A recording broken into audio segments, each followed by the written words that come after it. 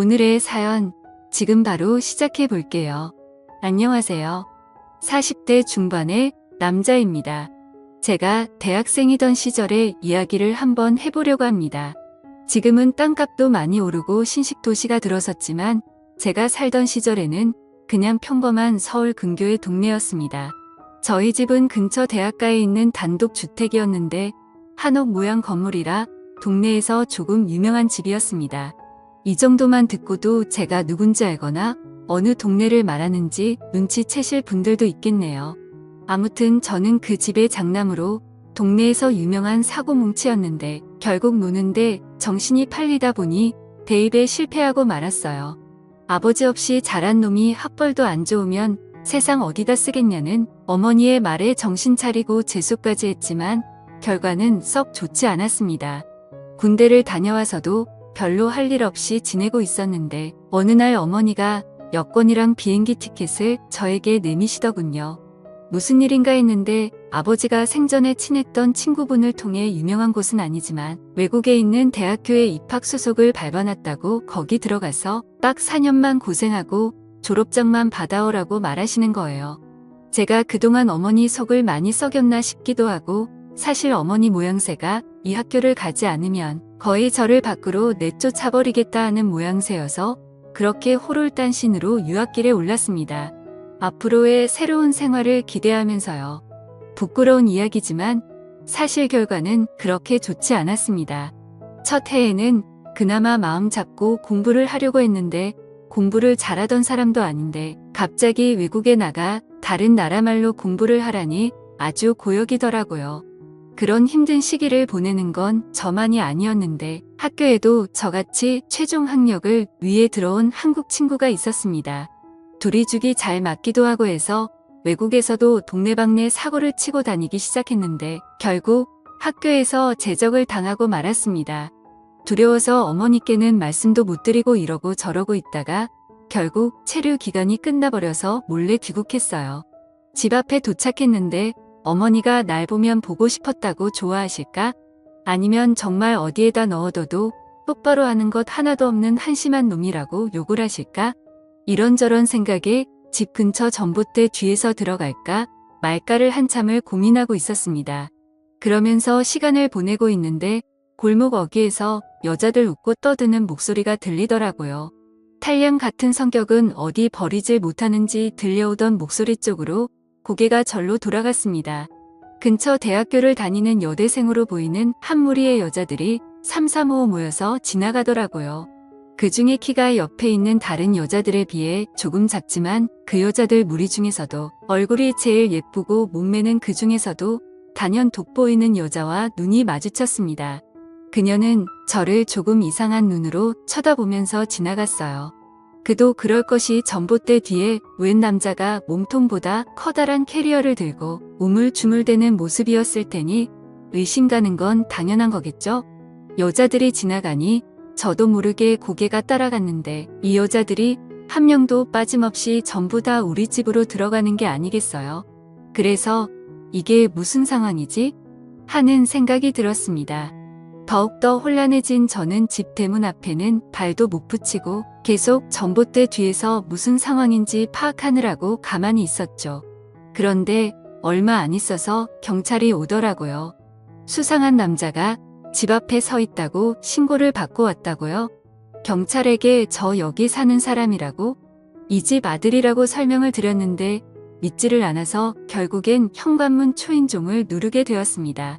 어머니는 식당에 일러갔을 시간이라 없을 터이니 결국 아까 그 조그만 여자가 나와서 경찰에게 저 사람이 맞다고 수상한 사람이라고 하더라고요. 그렇게 경찰서까지 다녀와서 어머니에게 연락을 드리고 귀를 꼬집힌 채 질질 끌려 집까지 왔습니다. 거실에서 무릎을 꿇고 앉아 혼나고 있는데 여자들이 한 명씩 번갈아 가며 나오면서 저를 흙을 틀고 보더라고요. 한참을 혼내다가 그래도 자식 이기는 부모 없다고. 어머니는 얼마나 힘들었으면 거기서도 그랬겠냐며 차라리 잘 됐다고. 손이 모자라서 힘들었는데 엄마 하는 일이나 도우라고 하더라고요. 우리 집에 있는 저 여자들은 뭐냐고 물었더니 여자 혼자 몸으로 자식 새끼 외국에 보내놨더니 학비에 너무 힘들어서 제가 없는 동안 빈 방을 하숙집으로 돌리고 계셨던 것이었습니다. 여자 혼자 가는 집이라 처음에는 남학생들을 받았었는데 매일 술에 취해서 행패 부리고 그러는 대학생들을 어머니 혼자서는 감당을 못하시다가 다 내쫓아버리고 여대생들만 받게 되었다고 하셨습니다.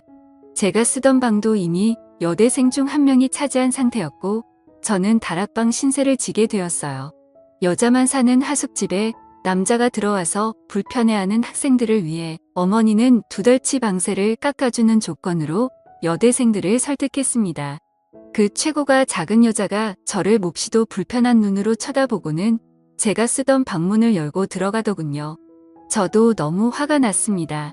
저 여자 때문에 경찰서도 다녀오고 심지어 제 방까지 빼앗긴 꼴이었으니까요. 덕분에 하숙집 손해를 많이 봤다며 식당 일을 도우게 되었죠. 아무튼 그렇게 5명의 여대생들과 동거 아닌 동거를 시작하게 되었습니다. 그래도 왕년에 여자 꽤나 울려본 저였던지라 같이 사는 여대생들하고 친해지는 건 문제도 아니었습니다. 오히려 여자들하고 같이 살게 되니 좋더라고요. 어디 멀리까지 안 가도 젊고 예쁜 여자들이 항상 집에 있고 친해지다 보니 술도 자주 마시고 무슨 일이 있을 때마다 저를 불러서 도움을 요청하는데 애인이 5명이 동시에 생긴 것 같은 기분이 들었습니다. 무더운 여름 때였는데 마당이 딸린 주택이다 보니 거기다가 자리를 깔고 술도 자주 마셨습니다. 미녀 여대생들과 마시는 술은 무엇보다 값진 추억이었어요. 그녀들이 여름이라 옷들도 시원하게 입고 있노라면 고개를 둘 곳을 찾지도 못할 정도로 어디를 봐도 숨이 턱 넘어갈 만큼 여자들에게 둘러싸인 환경은 남부러울 것 없었죠. 그런데 단 한 명, 저를 보고 경찰을 부른 그 여자와는 도무지 친해질 수 없었습니다. 첫 만남부터 살짝 어긋난 것 때문인지 묘하게 저와는 거리감을 두더라고요. 어차피 하숙집을 떠나면 또 만나겠어 하는 생각도 있고 다른 여자들과는 사이가 좋으니 별로 신경은 쓰이지 않았습니다. 제가 지내는 다락방은 어머니가 지내는 방 바로 옆에 들어가는 문이 있었는데 그 문은 제가 살 때는 없는 문이었습니다. 학생 한 명 더 받아보겠다고 무리하게 문을 만들어 개조를 했는데 아무리 잘 꾸며놔도 누가 곰팡 내나는 다락방에서 살고 싶어 하겠어요. 결국 방을 채우지 못하고 빈 방으로 내버려 두고 있었는데 마침 제가 돌아와서 지낼 수 있었던 거죠. 단열도 잘 안 되는 여름에는 지내기가 아주 죽을 맛이었습니다. 다락방을 거실에서 들어갈 수 있는 문을 만들기 전에는 다락방으로 통하는 문은 제 방에 있었습니다. 물론 그녀들이 들어와 살기 시작하면서 제가 쓰던 방에서 통하던 문은 다락방 안쪽에서 막아놓기는 했지만요. 하지만 그날은 특히 더 무더위가 기승을 부리는 날이었습니다. 원래는 낮부터 어머니의 식당에 가서 일찍부터 밑준비를 도와주기로 했었는데 서울에 있는 이모가 맹장염으로 입원을 하게 돼서 그날은 식당을 휴업하고 어머니는 이모의 간호를 위해 병원으로 가 있는 상태였고 여자들은 다 학교에 가 있는 시간이니 저는 혼자 붕 뜬 상태로 집안에 덩그러니 남게 되었습니다. 정해진 약속도 없고 사실 집에서 놀고 있는 건 제 친구들을 통틀어서 저 혼자밖에 없었기 때문에 급한 약속도 잡기에는 무리였습니다. 근처 책방에서 만화책 몇 권을 빌려와서 누워있는데 해가 중천했더니 점점 다락방이 달궈지기 시작하더라고요. 단열도 제대로 안 되고 창문도 따로 없는 방이라서 방은 서서히 찜통처럼 되고 있었는데 거기에 선풍기 가지고는 이 더위를 쫓아낼 방법은 없어 보였습니다. 그러던 와중에 문득 제 방에 설치된 에어컨 생각이 나더라고요. 다른 방에 비해 제 방은 큰 방이었고 당시에는 에어컨까지 설치된 환경이 아주 좋은 방이었습니다. 당연히 하숙방 중에서 하숙비도 제일 비쌌어요. 자꾸 안쪽에서 대충 떼어놓은 제 방으로 통하는 문이 눈에 밟히더라고요. 따지고 보면 저 방이 원래 저희 방이었어야 하고 우리 집에 들어오는데도 그녀 때문에 경찰서 신세를 줬던 게 생각이 나 괘씸하기도 했습니다. 그녀도 지금 학교에 가 있고 평소에도 여자들의 스케줄을 꿰고 있던 저는 다른 여자들도 5시가 돼서야 집에 돌아온다는 게 생각이 났습니다. 원래 방 주인이 잠깐 방을 사용하는데 별 문제가 있겠어? 라는 생각에 그 길로 공구를 챙겨와서 문을 대충 떼어놓은 못들을 전부 다 뽑아버렸죠. 다락방 문은 오래 사용하지 않아서 그런지 여는데 조금 뻑뻑한 느낌이 들었습니다. 하지만 정말 오랜만에 제 방에 들어오게 되었죠. 제가 쓰던 침대는 여자 느낌이 물씬 나는 분홍색 이불로 교체되어 있었지만 제가 쓰던 책상이나 서랍장은 전부 다 그대로였습니다. 이 여자는 에어컨을 언제부터 틀어놓은 건지 방은 이미 제가 들어갔을 때부터 시원해 있었어요.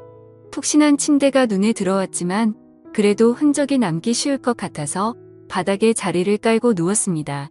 빌려온 만화책을 바닥에 엎드리다시피 누워보고 있는데 지상 낙원이 따로 없더라고요. 그리웠던 제 방에 에어컨까지 시원해 있으니 다락방으로 돌아가고 싶다는 생각이 들지 않을 정도였어요. 그 안락함에 취해버린 건지 어느덧 저는 잠에 들고 말았습니다. 현관문이 열리고 집 안으로 여자들이 돌아오는 소리에 놀라서 잠에서 깨버렸는데 너무 당황한 나머지 어쩔 줄은 모르고 있다가 그대로 침대 밑으로 굴러들어가 버렸어요. 침대 밑에 숨어서 심장은 터질 듯이 뛰고 있는데 지금 생각해보면 여자들이 돌아온 걸 깨달았을 때 얼른 다락방 문을 통해 들어갔어도 되지 않았겠나 싶은데 절대는 없는 거니까요. 만약에 문이 삐그덕거리는 소리에 제가 들어왔던 걸 눈치채면 가뜩이나 사이도 안 좋은데 방에 몰래 들어왔다는 낙인이 찍히고 어머니가 하는 하숙집 사업도 망할 수도 있지 않겠나 싶어서 침대 밑에서 숨죽여 상황을 지켜봤습니다. 그녀가 방으로 들어왔는데 정말 심장이 터질 것만 같은 기분이 들더라고요. 너무 빨리 뛰어서 밖에서 들리지 않을까 하는 걱정도 되었는데 다행히도 그녀는 제가 침대 밑에 있는 걸 눈치채지 못한 것 같았습니다. 한참을 침대 밑에 누워있으니 몸이 뻐근하고 불편했지만 저와 어머니의 미래를 위해 숨어있는 걸 포기할 수는 없었습니다. 그 와중에 또 남자라고 침대 밑에서 그녀가 뭘 하고 있는지 너무 궁금하더라고요. 고개를 돌리니 그녀의 맨발밖에 보이지 않았는데 침대 밑 틈으로 살펴보니 그녀는 책상 앞에 앉아 있었습니다. 저를 등지고 있었기 때문에 제가 고개를 살짝 빼도 눈치채지 못할 것 같았습니다. 확실히 얇은 나시티를 입고 있는 건 보였는데 밑에는 의자 등받이에 가려 뭘 입고 있는지는 확인이 되지 않았습니다. 그렇게 틈으로 그녀가 뭘 하고 있나 몰래 살펴봤어요. 책상 위에서 잠이라도 들면 도망칠 타이밍이라고 생각을 했습니다. 얼마나 버틴 건지 이젠 파악도 안 되는데 그녀가 가방에서 무언가를 주섬주섬 꺼내더라고요. 그녀는 방 안에 혼자서 그녀만의 시간을 즐기기 시작했습니다. 혼자 중얼중얼거리기 시작하며 열심히 꼼지락댔어요. 그녀가 중얼대는 이야기를 들어보니 저는 참을 수가 없었습니다. 침대 밑 틈으로 고개를 다시 빼서 그녀가 뭘 하고 있나 살펴봤는데 가방에서 꺼낸 종이 인형들을 가지고 인형극 같은 걸 하고 있었어요. 날카롭고 신경질적인 여자인 줄 알았는데 생각보다 아기자기하고 귀여운 취미를 가지고 있더라고요. 공주님이 어쩌고 왕자님이 어쩌고 하는데 그녀에게선 전혀 찾아볼 수 없던 이미지였기 때문에 저도 놀랐습니다. 한참 그녀가 혼자 떠드는 이야기가 끝나가고 저는 그녀가 혼자서 그러고 있는 걸 끝까지 지켜봤습니다. 그녀의 의외의 모습에 마음속 한구석에 이상한 감정이 생기는 것 같았습니다. 그렇게 그녀를 지켜보고 있었는데 그녀가 책상에서 벌떡 일어나더니 제 쪽으로 몸을 틀더라고요. 너무 찰나의 순간이라 제가 침대 밑으로 고개를 빼고 있는 것도 인지하지 못하고 그렇게 그대로 그녀에게 들켜버리고 말았죠. 그녀는 저를 보고 방이 떨어져 나갈 정도로 소리를 질렀는데 저도 그 소리에 깜짝 놀라 침대 밖으로 튀어나와서 그녀의 입을 틀어막고 미안하다고 사과하며 제가 다 해명할 수 있다고 그녀를 설득했습니다. 다락방이 너무 더워서 에어컨을 잠깐 바람 좀 쐬러 나왔다가 잠들어버린 자초지종을 설명했는데 그녀는 그 상황은 이해하겠지만 그녀가 혼자서 즐기던 구연 동화를 들었다는 사실에 수치심을 감추질 못하더라고요. 저는 그녀의 동화를 끝까지 들었기 때문에 아니라고 처음 들어보는 동화였는데 그렇게 재밌던 동화는 없었다고 칭찬을 해주었는데 그녀가 의외라는 반응을 보이며 좋아하더라고요. 유치원 교사가 꾸민 그녀는 미래의 학생들을 위해 연습을 하고 있던 것이었습니다. 오히려 그런 마음씨가 더 예뻐 보이고 어느 날부터는 자기 전에 그녀가 자꾸 떠올라서 잠도 이루지 못하겠더라고요.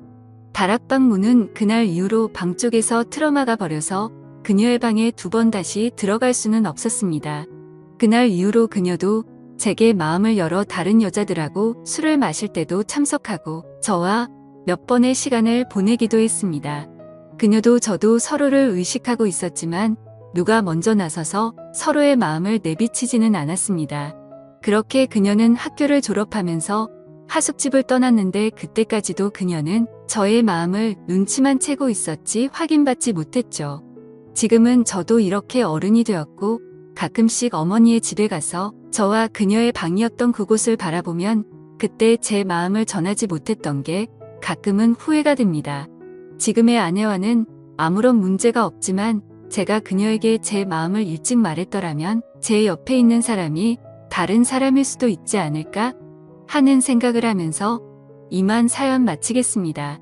오늘의 사연은 여기까지네요. 긴 사연 끝까지 들어주셔서 감사합니다.